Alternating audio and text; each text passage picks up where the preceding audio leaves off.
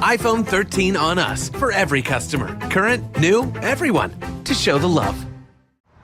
How about sushi? I just had sushi for lunch yesterday. How about tacos? Automatic emergency braking, one of 6 advanced safety features standard on every 2022 Chevy Equinox. Find new technology. Find new roads. Chevrolet.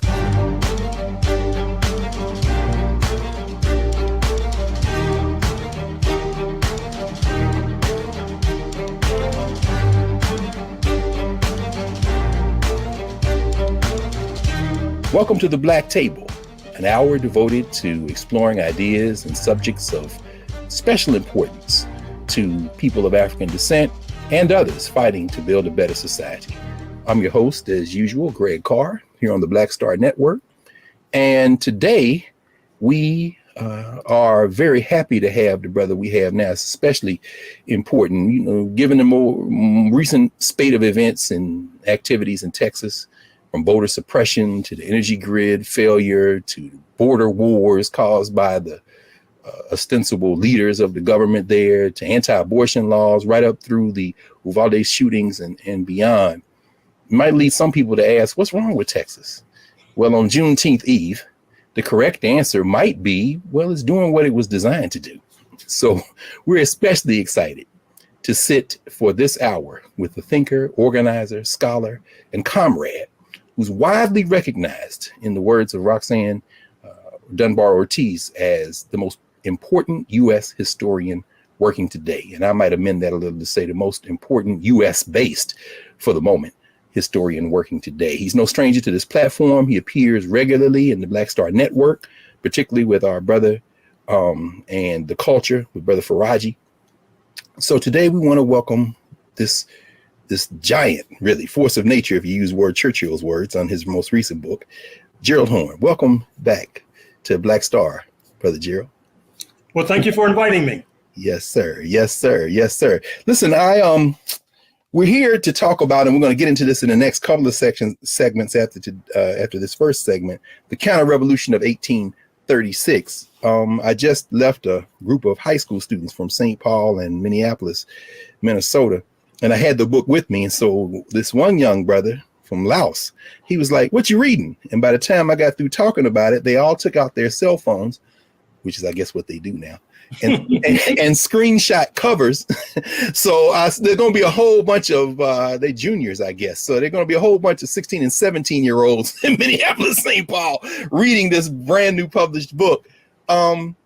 Beyond the particulars, Gerald, and for those who really want to get a deeper dive, I thought the interview that you conducted with the Activist News Network, the biographical interview, was excellent. That long form. Those of you who want to know more about Gerald, Mississippi roots, St. Louis born, has all the papers that allow him to float through places like University of Houston, where he's the Moores Professor of History and African American Studies. But, the JD, of course, from Columbia, no, not Columbia, Cal Berkeley, of course, the PhD, of course, from Columbia, and the BA from Princeton. And we're talking about, what are we now, 36 books and counting. And for those of you who look over my shoulder from time to time, that second shelf, that's all Gerald. So I've got them all, brothers. We can't, including the one that your sister did on your mother that we were talking about. So we gotta get on that at some point. But help us understand how you came to the place that you are now. Again, Roxanne Dunbar Ortiz on your most recent book says that she calls this book a book that you need to understand U.S. history in the present. You have to have this book. And you've undertaken the work of no less than really rewriting how we think about the modern world, one book at a time. And as Ward Churchill says, it's all interlocking. It all builds on kind of a momentum from and interacts with the previous books. But tell us a little bit about yourself, Gerald. Well, as you suggested, my familial roots are in Mississippi, the heart of darkness of Dixie. That's where my parents were born and raised. They fled, in fact, northward to St. Louis, where I was born, in a segregated hospital, Homer G. Phillips Hospital, now defunct, in St. Louis. Growing up in that Jim Crow bastion, going to all Black schools through high school, starting work at an early age. I think, as I've said on numerous occasions, part of the key to where I am today is the fact that I was a child laborer. Now, I don't recommend child labor, but it had a dramatic influence upon me because I started as a newspaper boy about 6 or 7 years old. And of course, it's not only the experience of being robbed repeatedly, which obviously has a dramatic impact, but also starting to read newspapers at an early age. Admittedly, just the sports page and the comic strips. I hardly read the comic strips nowadays, but I certainly read the sports page first thing in the morning, which has been a lifelong habit. And I think that reading the newspapers then leads me into the St. Louis Public Library. And I should also say having older sisters as well, because without going down a rabbit hole, I do think that for a young Black male, it becomes easier to immerse yourself in literature if you're sort of tailing after your older sisters to a degree, which is what I was basically doing. I was sort of reading whatever they were passing down to me. And so that's what got me on the track to where I am today. Yes, sir. And again, I mean, I would recommend those of you get your hands on your sister Leica's book, Mother Wit, about your mother. Say a little bit about, if you don't mind, just for a second, mention something about your parents. Well, my father, born in Mississippi, as suggested, near the Alabama border, was a truck driver. And in fact, he was a member of the Teamsters Union. There hangs a tale, because not only did I grow up reading Teamsters literature, but also for those who may be familiar with the history of that union, which used to bill itself as the largest union in the capitalist world, obviously quite corrupt, to put it mildly. But St. Louis was different. St. Louis Teamsters was led by Harold Gibbons, who was a social democrat and also was anti-Vietnam War. And I think that had a particular impact upon myself insofar as I became quite acquainted with the strength and power of unions at an early age, particularly unions that were led by the left. And then my mother was born in Starkville, Mississippi, which is the home of Mississippi State University. Wow. And we just had Lou Outlaw on. We talked to Lou Outlaw, of course. So Starkville, Mississippi, of course, that's his hometown. Is that right? Yeah, oh, man. I didn't know that. And her father was a janitor, in fact, at Mississippi State University. Wow. And she was able to graduate from high school, wanted to go to Alcorn, but was not able to put it together financially, but always had an interest in current events. So we grew up in St. Louis with the background being KMOX radio, one of the most powerful signals in the Midwest, listening to all news radio perpetually, and St. Louis Cardinals baseball games. Yes, sir. That's what I grew up listening to. Yes, and that's what my mother grew up listening to. St. Louis Cardinals baseball and all news. Yeah, that actually, and I know, and like I say, we could do this over and over again. I encourage folks to really get that Activist News Network interview, because you go extensively for hours about this. And as you're talking, obviously, I guess one of the most recent books, of course, on boxing, right? Yes. The Bittersweet Science. I'm waiting on the baseball book now. I shouldn't threaten you. You're going to have to do it. But of course, and we could talk about this for those who want to go on. In fact, in your most recent book, in the Counter-Revolution, you actually do cite in passing Walter Johnson and his new book, The Broken Heart of America, the importance of St. Louis, which is so critical. And we could talk a lot about this, but I want to get in the first segment before we close out the first segment. Your work hasn't just been academic work, obviously, from Princeton to Berkeley to Columbia. You work with National Council of Black Lawyers. You've traveled the globe. And I guess it all empties into your work. I guess I want to ask you a very broad question about your books, and now you're over 36 and counting. as I said, where Churchill says that they all interact with each other and they kind of build this force of momentum. What are you trying to get at with your scholarship, and how has your work in what some people might call the real world influenced your scholarship and vice versa? Well, I think that this current book, The Counter-Revolution of 1836, Texas Slavery and Jim Crow and the Roots of U.S. Fascism, I think the very title itself suggests what I'm seeking to accomplish. One of the points I'm seeking to accomplish is to puncture this liberal mythology about the history of the United States of America, which I think leads to ideological disarmament on the part of the U.S. left, on the part of Black people in general. It does not prepare us for the winter that's ahead with regard to a possible rise of a unique form of U.S. fascism. And I think that the travel that I've done from my early 20s for a few decades, I was perpetually on the road. And interestingly enough, before the pandemic, I was perpetually on the road doing research travel. But even in doing research travel, you can't help but notice, for example, if you travel to Southern Africa or live in Southern Africa, as I did, you can't help but notice the parallels between US apartheid and South African apartheid, for example. Certainly, if you look at the books that I did on the South Seas, on Hawaii and the general region up to and including Fiji, Australia, New Zealand, and the indigenous population, the Black population there, obviously there are parallels between the kind of genocide that was inflicted upon those populations and the genocide that was inflicted upon the indigenous population of North America.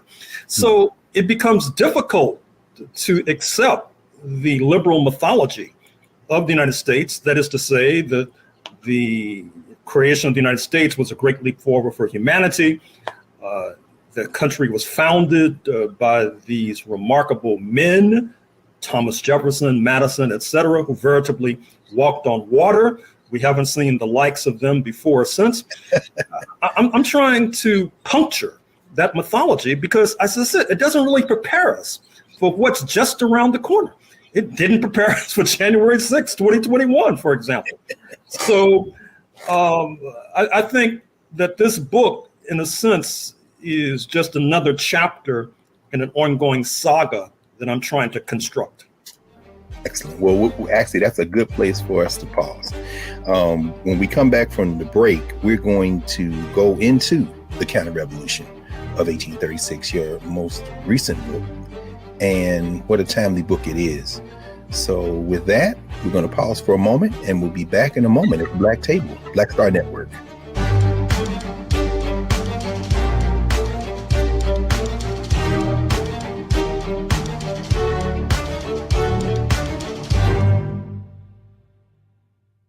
Love our new Alexa. It's a Buick. Yeah, Alexa. Buick. Alexa. It's a Buick. It's an Alexa. It's a Buick. It's an Alexa. Coach, that's a Buick. That's an Alexa. The Buick Enclave with available Alexa built in. Pull up a chair, take your seat at the Black Table with me, Dr. Greg Carr, here on the Black Star Network. Every week, we'll take a deeper dive into the world we're living in. Join the conversation only on the Black Star Network. Verizon just gave us all a brand new iPhone 13. We've been customers for years. I thought new phones were for new customers. We got iPhone 13s too, switched to Verizon 2 minutes ago. Ours were busted, and we still got a shiny new one. Check it out. So wait, everybody gets the same great deal? I think that's the point. iPhone 13 on us for every customer. Current, new, everyone. On any unlimited plan, starting at just $35. All on the network more people rely on.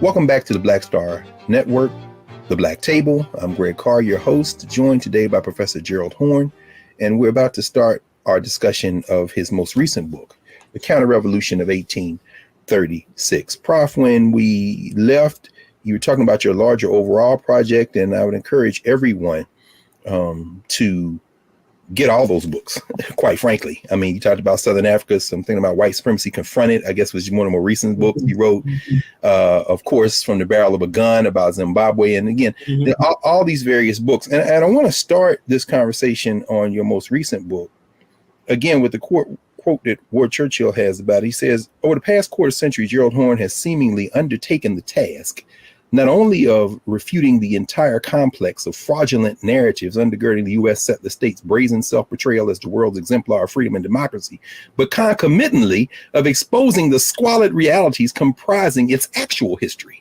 Truer words are never spoken, brother.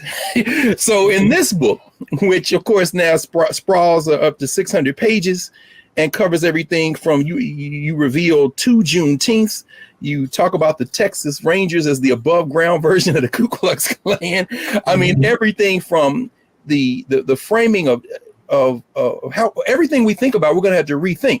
I wonder if you could take a moment and help us understand Texas, because at the beginning, throughout the text, and then as you kind of summarize, you talk about Texas both facing west and facing east. And you almost say you can't understand the United States if you don't understand Texas. Settler colonialism, imperialism, race wars.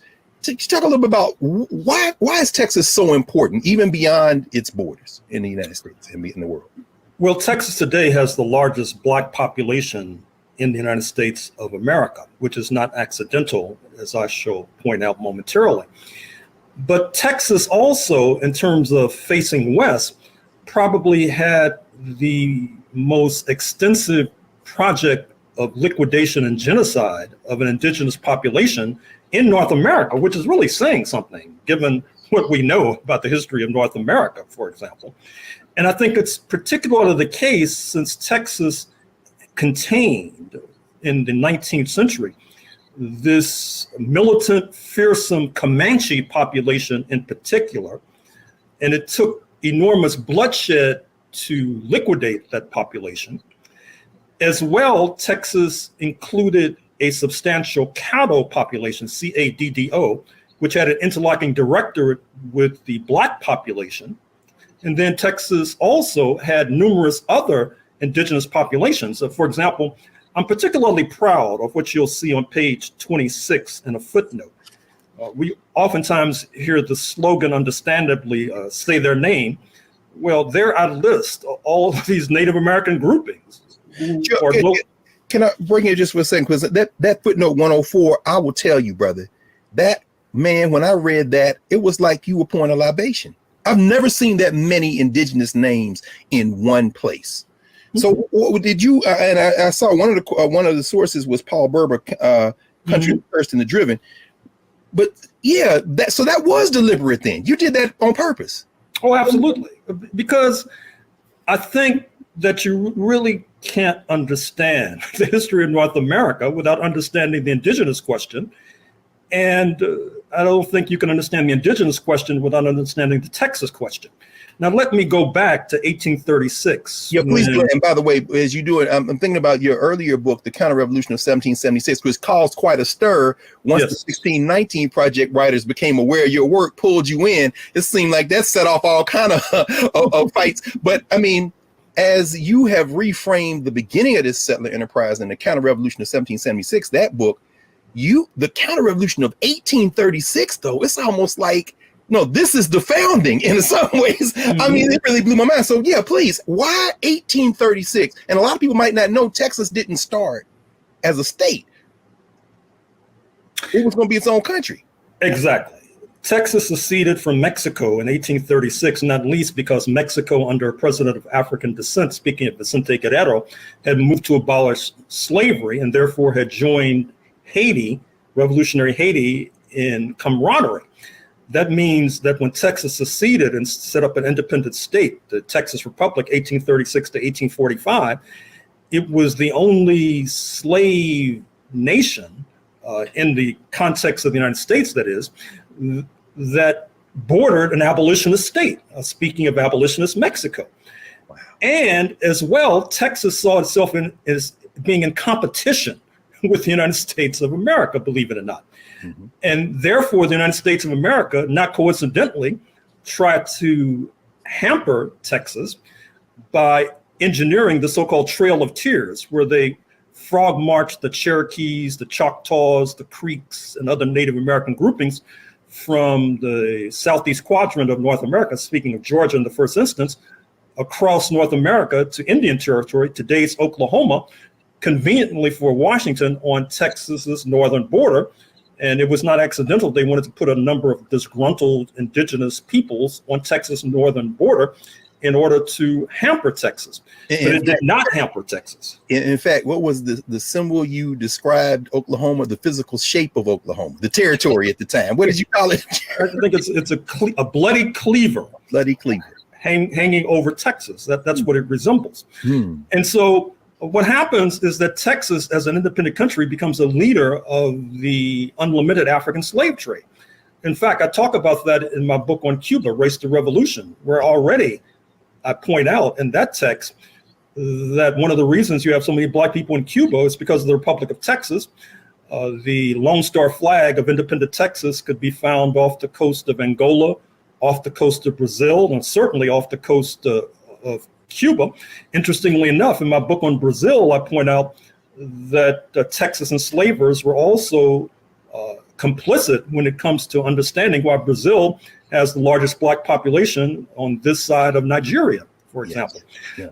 But alas, independent Texas could not withstand the pressure from independent Haiti, from independent Mexico, from abolitionists in Cuba and North America, and crawled into the Union. Although for the legal eagles in the audience, they may want to take note of the fact that how Texas entered the United States did not necessarily comport with the U.S. Constitution. It should have required a supermajority since it was an independent state, but it was only a simple majority.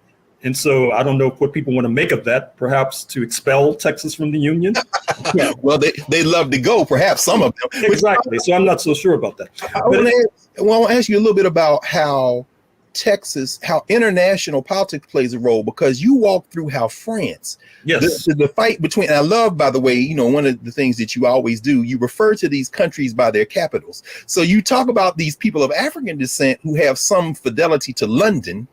However, Paris is driving, in terms of Mexico, they've got their own designs. And then you bring in everything, the Buchanan administration, because the US might think, well, maybe we should absorb Mexico. I mean, all these actors are going on. Could you talk a little about how the activities of the people in Texas, these white nationalists in Texas, they find themselves at odds with this kind of international intrigue going on and battle between superpowers?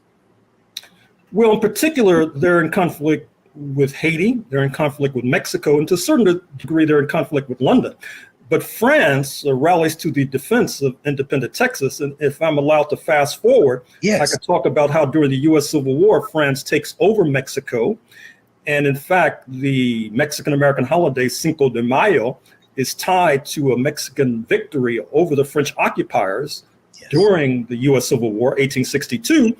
And then after the US Civil War ends, the Texas enslavers have this idea that since Texas was the Confederate state least damaged by the US Civil War, which helps to explain why enslavers from Virginia, Georgia, and points east, even before 1865, were marching their so-called African property into Texas. So the idea, I didn't have any idea that San Francisco, even in California, they're suborning some of this stuff by supplying some of these cats in Mexico, right?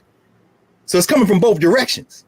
Well, absolutely. And then, of course, San Francisco has a substantial French influence too, French reactionary influence, I should add. Yeah. And so this brings us to the point you flagged in your opening about the two Juneteenths, because the traditional understanding of Juneteenth is that June 19th, 1865, General Granger and the Lincoln Army march into Galveston, the slave port, tell the Negroes that they're free. Supposedly they didn't know. Of course, they did know, because the real story is that the enslavers in league with French-occupied Mexico, either A, was going to continue the war against Washington with French assistance from from Mexico, or B, move en masse south of the border and continue the enslavement of Africans.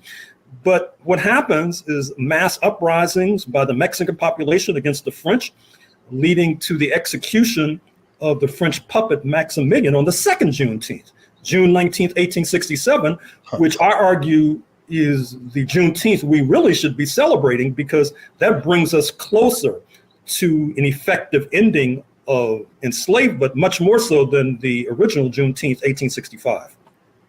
So we're going to pause here for a moment, Gerald, with that revelation that there are two Juneteenths. And when we pause, we're going to pause, and when we come back, we're going to pick up from there and talk about this continuing significance of Texas, all these actors that are involved, talk more about the indigenous folk, and you make an observation about the Buffalo Soldiers that is very important, I think, in terms of even informing how people of African descent think about our own politics here in the United States right now. And of course, you always tie it to today. So back in a moment at the Black Table with Professor Gerald Horne and his most recent book, The Counter-Revolution of 1836, Texas Slavery and Jim Crow and the Roots of U.S. Fascism. Back in a moment.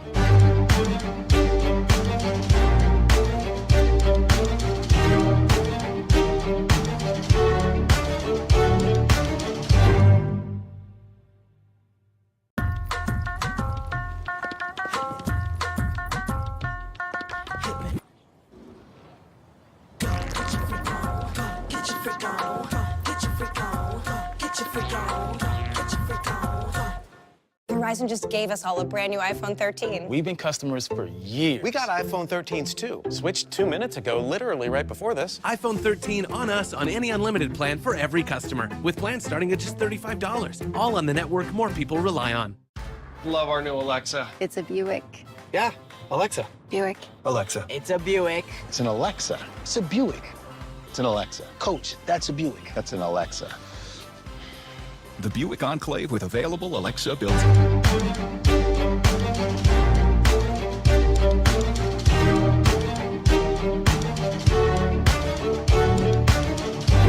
Welcome back to the Black Table.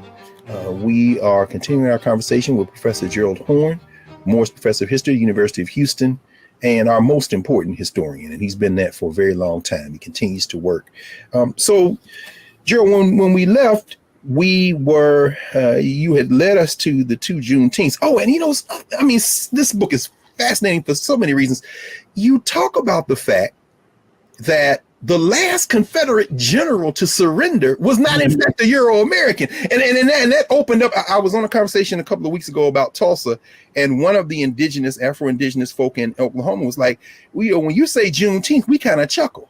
Could you help us understand how June 19th, 1865 wasn't even the end of the plans for the Confederates to continue to fight? I think you described Appomattox in April of that year as a temporary pause as they regroup, right? Or the cessation of conflict, even in what becomes the United States. I mean, you talk a little bit about that in terms of, how they were going to continue this conflict.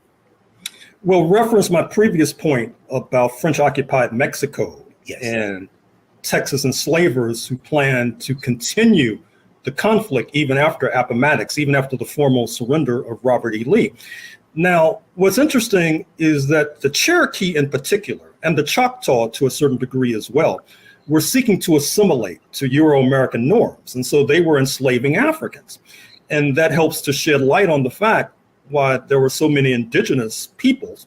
And I should say, with all fairness, so many people of Mexican origin as well, Mexican-American origin, I should say, who fought for the Confederacy. And so one of the last Confederate generals to surrender was Stand Watie, who was of Cherokee origin. So what happens, of course, is that Washington puts more pressure on the indigenous slave owners to disgorge their property and make 40 acres and a mule a reality for the Black people owned by the Confederate slave owners. Is this of indigenous descent? Is this the 1866 treaty? Is this the 1866 treaty? Right. That we still seeing being disputed to this day. Deb Haaland, the Secretary of the Interior. We've seen the freedmen having arguments about this treaty. Help us understand. Okay, so they're going to 40 acres and a mule was something they made a deal ostensibly with the Cherokee and the Choctaw as well for Black people. Well, there's this continuing dispute, as you know, about the legitimate rights of the so-called Cherokee freedmen. But the point I was going to make is that because there was so much pressure on the indigenous population, the United States, of course, decided to basically punish and pulverize all indigenous people, not just the Cherokee and Choctaw slave owners. But in any case, the Black people who were controlled by these indigenous slave owners then emerged post-Civil War with a bounty. That is to say, with property, which then leads us directly into Tulsa, 1921, when the Euro-American settlers invade Greenwood, the Black neighborhood of Texas, of Tulsa, sometimes referred to as Black Wall Street for whatever reason, and loot, plunder, and pillage, and basically seize all of their wealth and send the Black people fleeing to the four corners of North America or huddling in poverty within Tulsa. And of course, we marked the centenary of the Tulsa massacre just last year in 2021. There's ongoing litigation about the Tulsa massacre and the attempt to get reparations. But it's just one more tragic tale. And I should mention another point too, which I should have included in the book, but this shows you why you have to keep reading and keep researching. So I've come to find that Texas had a perverse and cruel form of lynching directed towards Black people, Black men in particular, I should add. That is to say, they would boil them in oil because, as you know, post-U.S. Civil War, oil is uncovered on Texas soil. It's still one of the major oil producers on planet Earth. And so what happens is that not only were these Black people boiled in oil, and not only were photographs taken and they're on postcards that you can still find in museums, their digits were amputated and are still probably sitting in pickle jars on shelves in kitchens across Texas.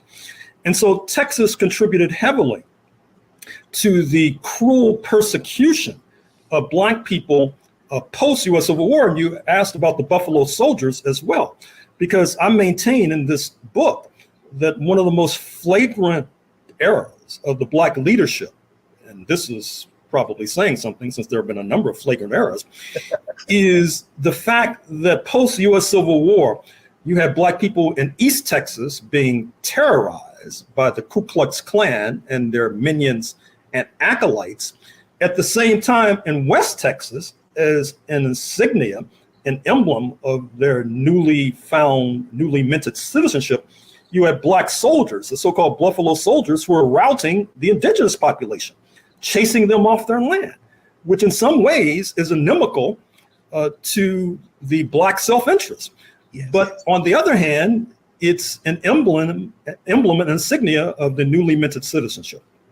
Joe, that is so important. One of the great things you do in all your work, and in this book, it just seems like, as I said, the momentum continues, is you peel back and kind of detail what should be the political interests of these various groups.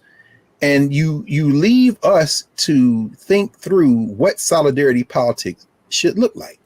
I was stunned to learn, for example, that the French were contemplating transporting maybe around 1,000 continental African troops from Egypt to fight on the side of their side in Mexico against Black troops in U.S. uniforms and others. But the thing that everyone should oppose, and this is, of course, as we get into our last segment, we really want you to talk about this as well. This army, potential army of people fighting oppression, are often set at each other's throats. Mm-hmm. Meanwhile, this question of whiteness kind of pulls together groups, some of which might be fighting against their own individual interests in Texas. I mean, you start the book with, and you march it completely through the text with this genocidal, this kind of proto-fascist kind of attitude toward non-whites that almost holds together this white interest. Meanwhile, all these various nations and these people of African descent could end up at any moment on any side of what seems to be an emerging consensus among these whites that, we are on this side. I mean, why do you think it was so difficult for people. I mean, actually, you raised that question for people, for African Americans. It's like, why can't y'all see this? Were they forestalled? I think you raised the question. Why couldn't they see that you're maybe working against your own interests? Well, I think it's because the narrative we get, of course, now, the Buffalo Soldiers just celebrated Juneteenth. Everything is folded into this American exceptionalism, or in the case of, as you mentioned, Greg Abbott, Texas exceptionalism, that has us having a fidelity with the settler state, when in fact you're revealing no. I mean, how do we get to that? What happened, do you think, here?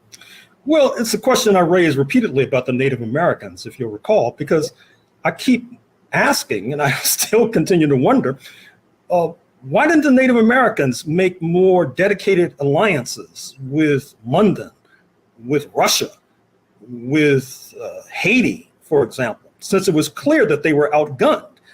And you can make the same argument with regard to Black people as well. Why didn't they carry through on some of these alliances that they had effectuated before 1861, but seemingly dropped post-US Civil War, 1865? And then part of the process of puncturing liberal mythology and liberal historiography is this idea that in Texas in particular, the genocide did not only come from the leadership, it came from the bottom up. That is to say that many in the leadership, particularly in Washington, post-1845, post-Texas into the United States, they were confident that they could corral and contain the indigenous population. They put them on bantustans, or reservations, as we have come to call them. But the grassroots thought that that was a wimpy remedy. They thought that the Native Americans should be liquidated, that they should be wiped out. And I think that's a lesson for today, because even today, we still have the slogan of the 1% versus the 99%, without recognizing that a good deal of the 99% are actually supporting the 1%. Yes. So we really should be talking about the 1/3, the Trumpistas, the proto-fascists, against the rest of us, the 2/3. And so I think that liberal mythology does not help in terms of understanding that. Likewise, I think that if we're to understand this whole whiteness project, this project whereby these disparate invaders and settlers from various parts of Europe flock to North America and then unite under this umbrella of whiteness, which cuts across ethnic lines, cuts across ethno-religious lines, cuts across class lines. And it's basically a class collaborationist project, not unlike January 6, 2021, where you not only had a billionaire's interests being protected, speaking of Mr. Trump, but the invasion of the Capitol involves CEOs, involves shopkeepers, it involves retired workers, it involves the working class, et cetera. That is to say that it's rather interesting that even some of our friends on the left who pride themselves, if you listen to them, about their ability to evoke class, they don't evoke class when it comes to the enslaved African population, and there's no more exploited class than the enslaved African population. That's the class that they continue to refer to derisively in terms of their descendants, people like myself and yourself, as being enmeshed in identity politics. So they don't invoke class with regard to that, and they don't invoke class when it comes to class collaboration of people of European descent, which leads in 1991 to 55% of Euro-Americans in Louisiana voting for a Nazi and a Klansman, David Duke, for governor. And so it's little wonder that we are about to enter a very cold and dark winter, because we don't have our thinking caps on and we're not thinking straight about the history of this country. On that resonant chord, brother. And of course, it makes me think of your book, Jazz and Justice, where you take on the question of Black music and read it through the politics. But on that resonant chord, we're going to pause. And when we come back, we're going to enter our final segment with Professor Gerald Horne. And we're going to ask him to continue to kind of flesh out what he's just introduced, which is, of course, the contemporary implications of this work. So back in a moment at the Black Table here at the Black Star Network.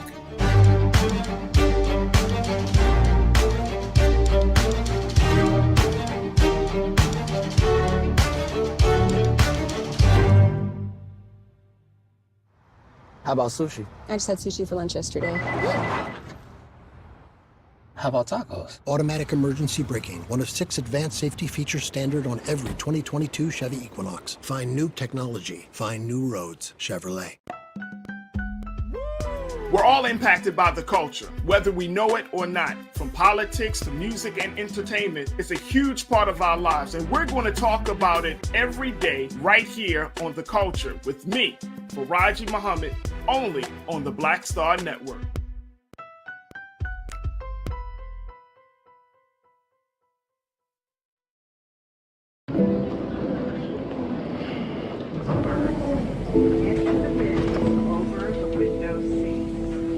These are the only bins that will accommodate larger overboard.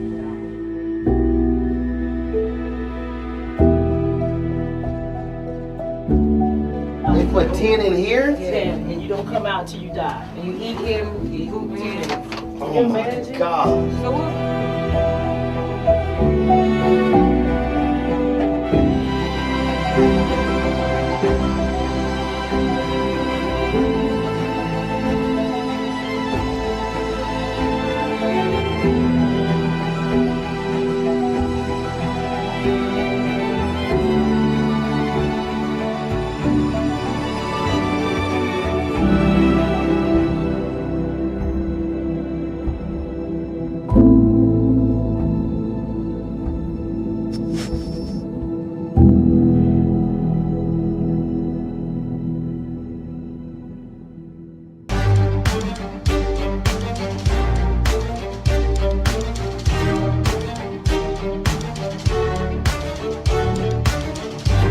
Welcome back to the Black Table. Greg Carr here at the Black Star Network, and we are joined by our brother and comrade, Gerald C. Horne, and we're discussing his book, The Counter-Revolution of 1836. And Prof, you led us right to the end of your book. And, you know, this book of 25 chapters, or 23 chapters, 600 pages, you, in the later chapters, take us through what happens in Texas after the 19th century, voter suppression, the white primaries, the fight against that, and you lead us right up into today. Why is it, what lessons can we learn? I'll go at it that way. What lessons can we learn from Texas? And, you know, not only as a metaphor from the United States, and I love what you quote a scholar, I don't know if I can put my finger on the page number now, but you call the United States a prison of nations. A prison of nations. And, you know, often people say, well, this our nation. Is who is we? Who is our? You know, what do you see ahead in terms of Texas? And we'll have to continue the conversation at some point, because I wanted to ask you about the Compromise of 1850 in California. I mean, all of what was Mexico at one time. And you all, when you all read Gerald Horne, you always do this, Prof. Whatever you're writing about historically, at some point in the rhythm of what you're talking about in the specific moment, you will then say, and it continues today, or as we see today. So help us understand, what are the implications of this book for today, both in Texas and in the United States? Well, let's work our way backwards. Yes, we sir. know that today, Texas is a bastion of this demagogy about anti-critical race theory, which is seeking to circumscribe the accurate and adequate teaching of history, particularly the history of slavery and Jim Crow.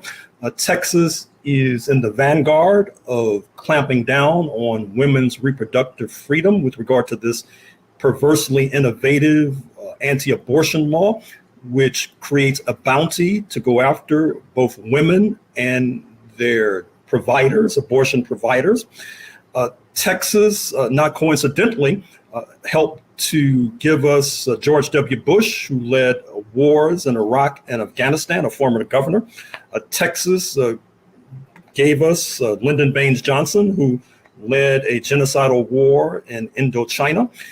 Before Lyndon Baines Johnson, in the 1950s, you had the rise of these Texas billionaires. That is to say, the Hunts of Dallas, the Murchisons of Dallas, the Cullens of Houston. By some measures, were regarded as the richest people on planet Earth. They're all oil men. And of course, you cannot begin to understand the right-wing trajectory of U.S. imperialism today or in past decades without understanding, for example, the crusade against Iran post-1979, the crusade against Venezuela today. And of course, these Texas oil men were a major donor to Senator Joseph McCarthy of Wisconsin, who bequeathed his name to an entire political epic. Speaking of McCarthyism, hysterical anti-communism, and a leader, a governor of Texas during this period, actually was seeking to have the death penalty installed for those who joined the U.S. Communist Party. Texas, even before then, was a lodestar for the Ku Klux Klan by some measures. The Klan had its most populous chapters in Dallas.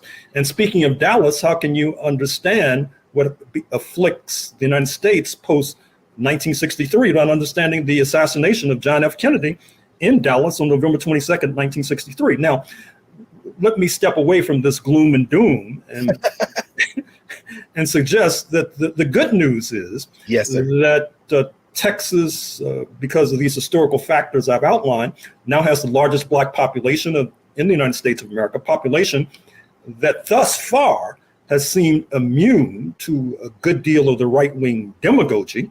That's good news. Mexico and Texas have had this very unfortunate relationship going back to Texas secession in 1836. But now you see, with the Summit of the Americas in Los Angeles taking place as we speak, that the president of Mexico is leading a new hemispheric alliance, that it features socialist Cuba, that it features Venezuela, hopefully will come to feature Colombia after these current elections, hopefully will come to feature Brazil after the upcoming elections. And it's that kind of internationalism that it seems to me that the Black population in Texas needs to plug into, and also that the left population in Texas needs to plug into. Yes. And I would also say that given that the mantra from the 19th century was that either Texas would corral us or we would corral Texas. And so I would say that even people in DC, even people from the Atlantic to the Pacific, have an interest in keeping a close eye on Texas, because since it's the second most populous state, it sends a disproportionate number of representatives to the House of Representatives in Washington, which is based on population. It's no accident that Senator Ted Cruz of Texas, Governor Greg Abbott of Texas, are in the vanguard of all these right-wing maniacal policies with regard to handguns that are jeopardizing 10-year-olds in the classroom. So we all have an interest in seeking to restrain and corral Texas, and that's one of the reasons I wrote this book. And that we, of course, is a coalition of people who are really trying to build a different and better society. One of the things that you detail extensively in this text, and it kind of fits, as I say, in the overarching or in the arc of your work, is how much a part of a nationwide sentiment those Texas politics were. You talk about before and after 1989 with the collapse, so to speak, of communism, and how prior to that there was a national interest in the United States of kind of easing some of these race-based restrictions. But with that out of the way, the tail starts wagging the dog. I mean, and it was fascinating to hear you talk about even the gestures toward annexing Canada, maybe. And this is coming from New York. I mean, like, what are they doing, And then from DC, they're saying, well, maybe we should absorb Mexico into the United States. And then they wanted to break up Texas and maybe even create a Negro colony. And you talk about that being consistent with Abraham Lincoln, who was like, yeah, emancipation and then exile. So how much of the work that is in front of us as human beings is really about building solidarity that kind of discards these narratives of national exceptionalism, particularly American exceptionalism? I mean, do we have to give that up in order to make any progress? Well, it depends on how you define it. I mean, I think there's a U.S. exceptionalism in terms of the cruelty and perversity of the pain that's been inflicted upon the indigenous population and the African population. I still have trouble wrapping my mind around this idea of boiling Black men in oil post 1865, and then chopping them up into little pieces and distributing that to the audience. And it's sort of a pre-radio, pre-television form of entertainment, because there would be hundreds, thousands, sometimes up to 10,000 people would attend these rituals. And as you know, in my book on the 1500s, I talk about how in the 1500s in England, you had Catholics burning Protestants at the stake. And then the transition from religion to race, which features in the establishment of settler colonialism in North America, you have Catholics and Protestants sometimes linking hands with Jewish Americans as well, and torching Black people at the stake by the late 19th century. So that kind of exceptionalism, I think we have to highlight.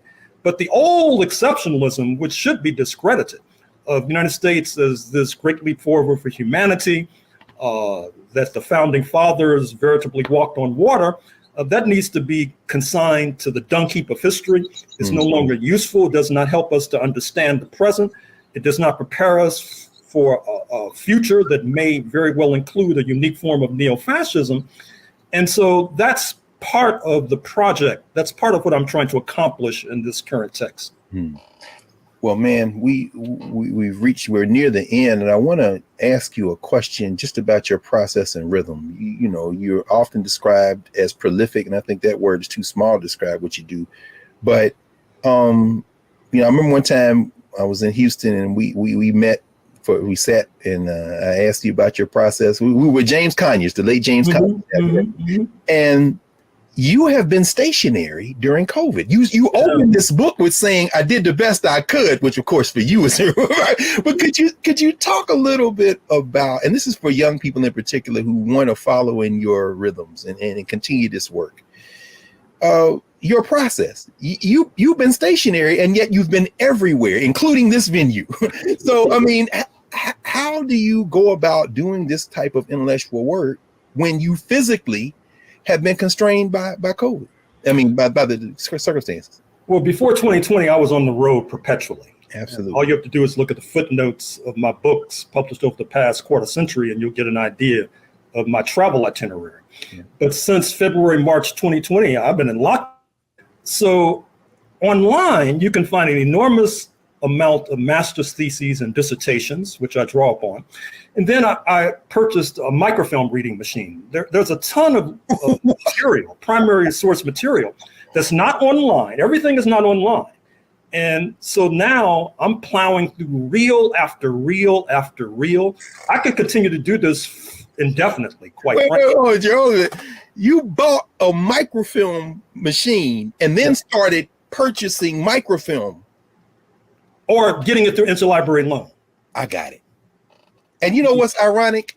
I know at the institution that I'm at Howard, they threw all the microfiche reading machines away except in special collections, one in Spingarn. They just got rid of them. But I don't think that's an outlier. I mean, you're helping us understand everything isn't online. No, far from it. I was wondering how because you have all these archival documents, you're sitting there at the house reading them. Exactly. And you know, for the current projects I'm working on, among other projects I'm working on this book. What you working on? So, okay, the next book is on LA, but I finished the research mostly before the pandemic. On DC, Washington, DC, your hometown. Yes, sir. Yes, sir. Well, I'm saying that now. I claim Philly and Nashville, but I guess I do live in DC. Exactly. So that's next. And then I'm working on a book on Los Angeles, radicalism in Los Angeles in the 60s, the Panthers, Che Lumumba Club, the cultural nationalists. Does this continue? You did the book, The Fire Next Time. Is this going Exactly. It's sort of a sequel to that. It's, you know, the Huey P. Newton papers are all on microfilm. It's 99 reels. Eldridge Cleaver's letters are on microfilm, for example. I'm looking at the trial transcript of the Angela Davis trial, which is quite fascinating. Leo Branton, it's the Tennessee State. Absolutely. Former lawyer for Nat King Cole and Jimi Hendrix. Yes, sir. It's 13 rolls of microfilm for the Angela Davis trial. So, and then, of course, I'm going to do this book on Northeast Africa, Egypt, Ethiopia in the late 19th century. Obviously, a good deal of that material, too, will be on microfilm. So I have enough. I could stay stationary indefinitely and just put out pandemic retreats. Yes, sir. In fact, we'll end with this. I'll never forget one time you were here in DC, and folks, what Gerald's saying is true. Everybody in whatever archive you visit thinks you live in that city. People just think you live in DC because you between the National Archives and the Library of Congress, you hear so much. But I remember one time we were talking, and I asked you, Gerald, how do you called it ruthless synthesizer? That's right. So when you're looking at documents, let's end with that. When you're looking at, and this is for everybody, I don't care if you're in the first grade, fifth grade, college, grad school, or just want to do research on your own. When you're looking at a primary document, what's your attitude toward that document you're looking at? I mean, you're not just coming to it cold, obviously. Well, one of the things I'm always reminding myself, why am I looking at this document? I ask myself that perpetually. Why am I looking at this document? Yes. And then why am I going to take this particular note? Oftentimes, it might be some sort of pithy phrase. Just yesterday, for example, Howard Moore, you remember Howard Moore, the black lawyer? Yes, sir. Angela. He was telling the judge in the Angela trial that he should be reading James Joyce and Marcel Proust, which I found very strange. So I took a note on that because I might be able to work that in. And so you have to always ask yourself, why am I taking notes? Because you don't want to take notes on a lot of material and then don't use it. And then leave it for somebody else. Yes. When you donate your papers to the Schomburg, for example. So that's part of my process. I see. Well, that book you're working on in North Africa, you already dropped some of those notes in this book when you talked about those continental Africans, man, who they going to send to Texas. The French are sending some black people from Africa. Oh, man, who were enslaved over there. Slavery's still going on. Well, it's interesting. I found that material while doing the research on Northeast Africa. Yes. I found all this material about the French in Egypt and in Sudan and Algeria, in fact, who say, you know what, we need to send these Africans over to prop up our puppet regime in Mexico. And as I suggest, some of the Africans defect. Yes. And may have wound up in southern Texas, for all we know. My God. This is it, man. All right, I'm gonna pause here because I get excited just listening to you and reading you. And everyone, please, this book, and we were talking before we went on, thinking how I'm going to work this into a class, The Counter-Revolution of 1836, Texas Slavery and Jim Crow and the Roots of U.S. Fascism. Brother Gerald, we'll have you back soon, man, if we can squeeze into your schedule. This is a remarkable work, the latest in a string of remarkable works. And we want to thank you, man. Thank you for your example. Thank you for your work. And thank you for just, being in this moment in space and time, because I suspect your work is going to become much more important the clearer we become in terms of, as V.I. Lenin might say, what must be done. So thank you, man.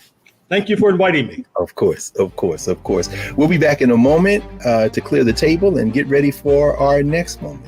Here, the Black Table, Black Star Network, back in a moment.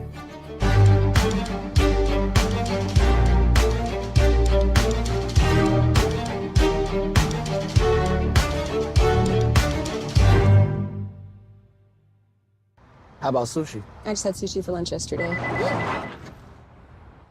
How about tacos? Automatic emergency braking, one of 6 advanced safety features standard on every 2022 Chevy Equinox. Find new technology. Find new roads. Chevrolet. It's time to be smart.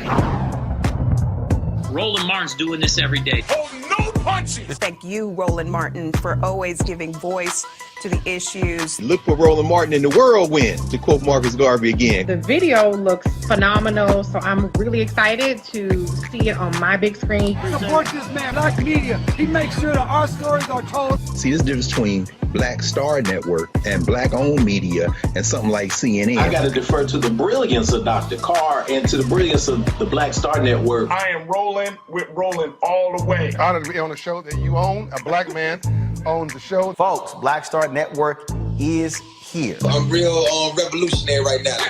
Roland was amazing on that. Stay black. I love y'all. I can't commend you enough about this platform that you've created for us to be able to share who we are, what we're doing in the world, and the impact that we're having. Let's be smart. Bring your eyeballs home. You can't be Black-owned media and be scared. You dig?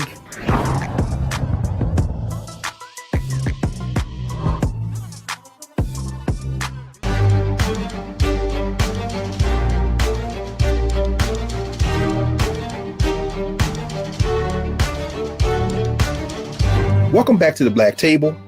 Greg Carr, Black Star Network. We've just spent the hour with Professor Gerald Horne.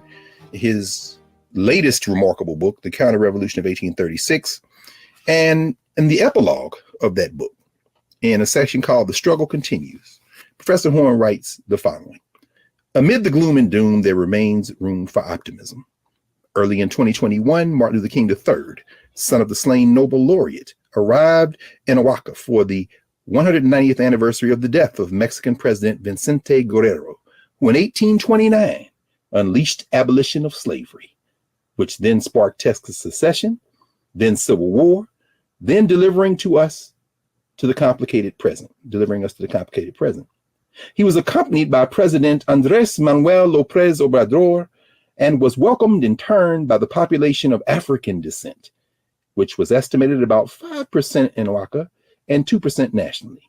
In extending the hand of friendship across the border, this development of a foreign policy from below is a surefire way to block the ascendancy of a recrudescent fascism. Gerald Horne has always showed us the way to think about our relationships to each other in a world hell-bent on oppressing those who haven't yet put their power together. And with this book, we get a roadmap as to what has been done and what we can do to stop that type of oppression. So we'll see you next week. Happy Juneteenth for everyone who observes it, and get this book so you can understand why you should not stop there.